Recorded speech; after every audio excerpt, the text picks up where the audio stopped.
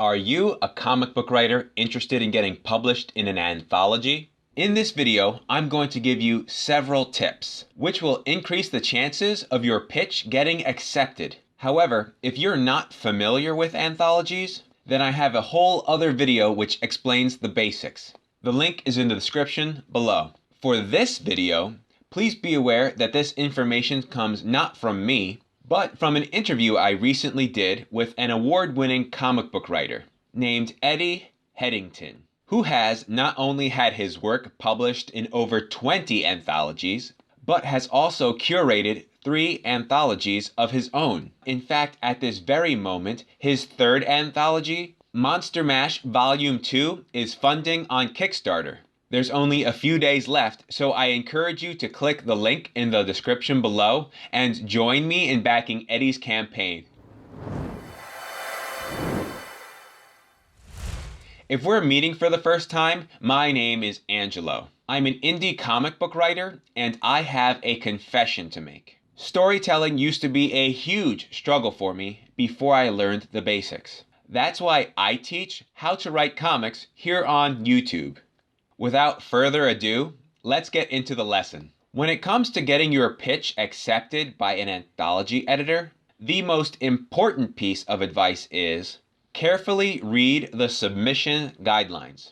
In an open call, editors lay out exactly what they want to see in a pitch. If, however, you do not carefully read the submission guidelines, then you may miss small yet crucial details. For example, some anthologies prohibit foul language.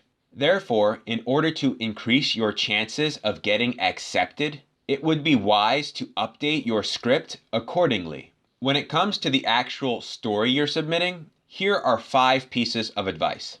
Number 1, keep your page count low, preferably 4 pages or better yet, 2 pages. While most writers seem to want to submit 8-page stories, by contrast, a 2-page story is easier for an editor to fit anywhere within the anthology.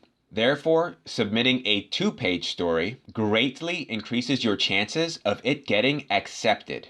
Number 2, do not submit a cliché story. Why? Because editors want to have a variety of story types within their anthologies. You can stand out from the crowd of applicants if your story is more unique. For example, if the anthology has, say, a zombie theme, then you can probably anticipate that most writers would submit cliché horror stories. However, if you were to think outside the box and submit, say, a cute zombie story, then, assuming it was well written, that would increase your chances of getting into the anthology. Number 3. Write a complete story.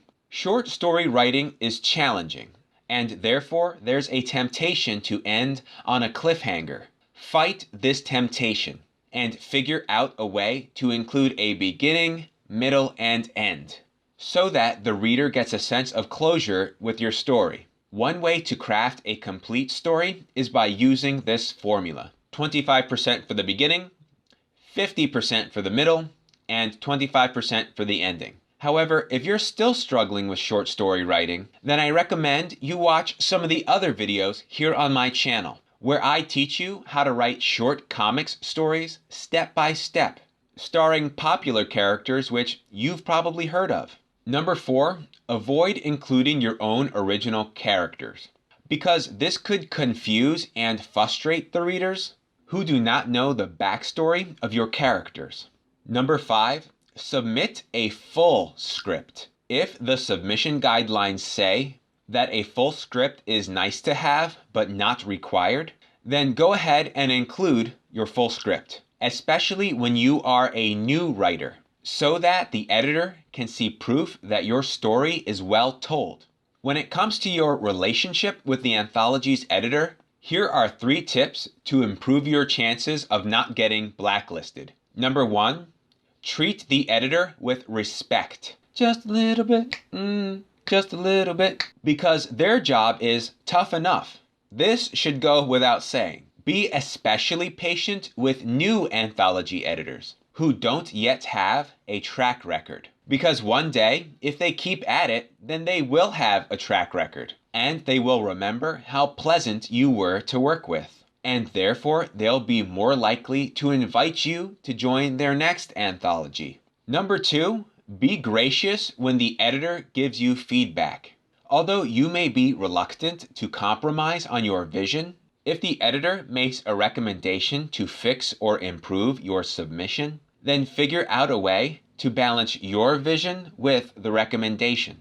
Number 3, don't be afraid to ask the editor for guidance. For example, if you're struggling to understand the theme, then ask the editor for clarification. Won't having a better understanding of the theme help improve your pitch? Also, if you're experiencing writer's block while trying to come up with a story idea to match the theme, then who better than the editor to give you insight into the kind of story which would be best for the anthology? So far, we've discussed the importance of following the submission guidelines, how to make your story fit into the anthology, and how to have a good relationship with the editor. But one of the biggest things you can do to improve the chances of your pitch getting accepted is to hire an excellent artist. Why?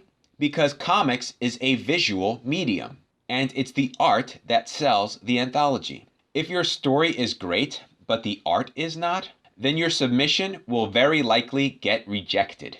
By contrast, the better the art, the better your chances of getting accepted. Therefore, be willing to pay good money for a good artist. On that subject of artists, here's some overall good advice. When looking for an artist, it's less stressful to quietly browse on a portfolio hosting website, as opposed to posting on social media and getting a flood of portfolio submissions.